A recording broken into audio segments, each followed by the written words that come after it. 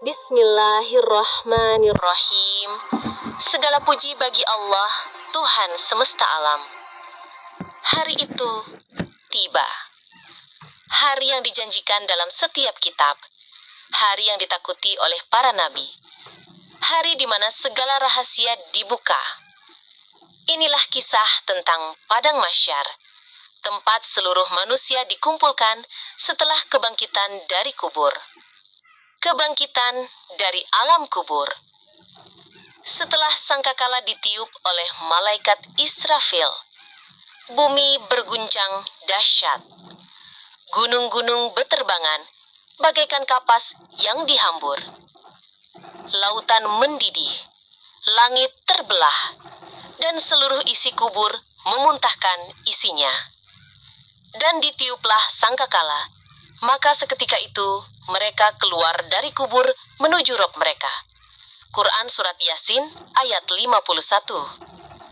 Manusia bangkit dalam keadaan telanjang, tanpa alas kaki, tanpa sehelai kain pun menutupi tubuh. Mereka kebingungan, berlari tanpa arah, mencari cahaya, mencari tempat aman. Tapi tak ada tempat berlindung. Itulah awal mula perjalanan menuju Padang Mahsyar. Matahari didekatkan. Di padang luas tak berbatas itu, seluruh manusia dikumpulkan. Dari zaman Nabi Adam hingga manusia terakhir. Satu tempat, satu waktu, satu nasib menunggu. Matahari didekatkan sejauh 1 mil.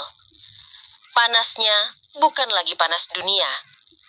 Keringat bercucuran, membasahi bumi hingga mencapai lutut, dada, bahkan menenggelamkan sebagian manusia hingga lehernya. Semua manusia gelisah, ketakutan, menanti keputusan Allah. Tidak ada raja, tidak ada rakyat, tidak ada kaya dan miskin. Semua sama, semua menunggu giliran untuk dihisap. Penyesalan dan ketakutan. Saat itu, orang kafir berkata, "Aduhai, celakalah kami. Siapakah yang membangkitkan kami dari tidur kami ini?" Quran Surat Yasin ayat 52. Orang-orang zalim menunduk, menangis menyesali dosa. Para pendusta berteriak meminta ampun, tapi sudah terlambat. Orang-orang yang dahulu sombong di dunia, kini berjalan menunduk, memohon belas kasihan. Dan para nabi berdiri menyaksikan umatnya, masing-masing berkata, "Umatku, umatku." Hisab dan penimbangan amal. Malaikat datang membawa lembaran catatan amal.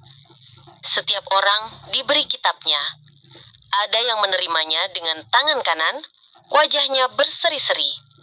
Tetapi ada pula yang menerimanya dengan tangan kiri dari belakang punggungnya. Wajahnya penuh penyesalan.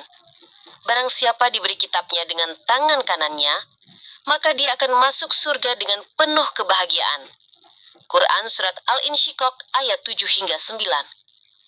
Dan barang siapa diberi kitabnya dari belakang, maka dia akan berteriak, "Celaka."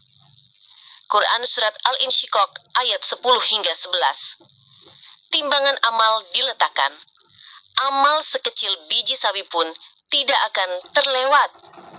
Saat itulah manusia baru benar-benar menyadari betapa besar kasih sayang Allah dan betapa banyak nikmat yang disia-siakan.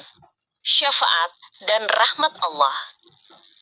Dalam huru-hara yang mencekam itu, Nabi Muhammad SAW bersujud di hadapan Allah.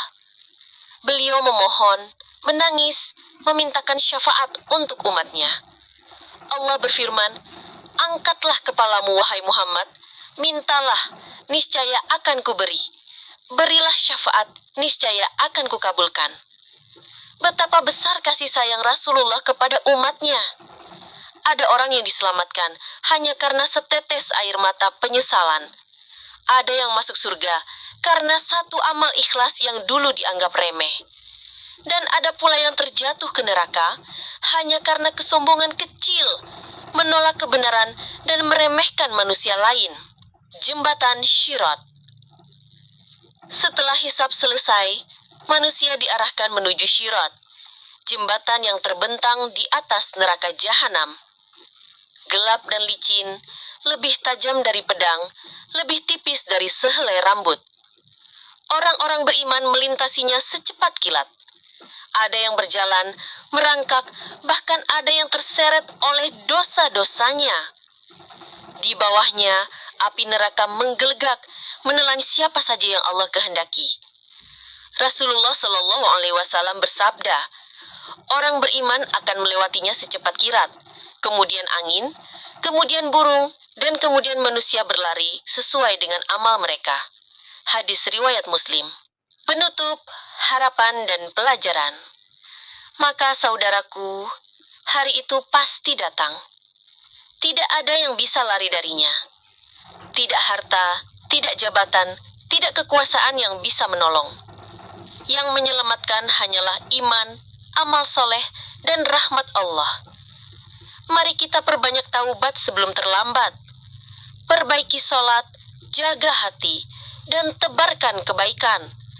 Agar kelak saat dipanggil di padang mahsyar, kita termasuk orang yang mendapat naungan Allah saat tak ada naungan selain naungannya. Pada hari itu, wajah-wajah berseri-seri memandang Tuhannya. Quran Surat Al-Qiyamah ayat 22 hingga 23. Semoga kita semua termasuk di antara mereka. Amin, ya Robbal Alamin. Jika kisah ini menyentuh hatimu, tekan like, subscribe, dan bagikan agar semakin banyak yang mengingat akhirat. Karena satu pengingat bisa menjadi sebab hidayah bagi jiwa yang lupa. Wassalamualaikum warahmatullahi wabarakatuh. Subscribe to channel Pencerahan Islami.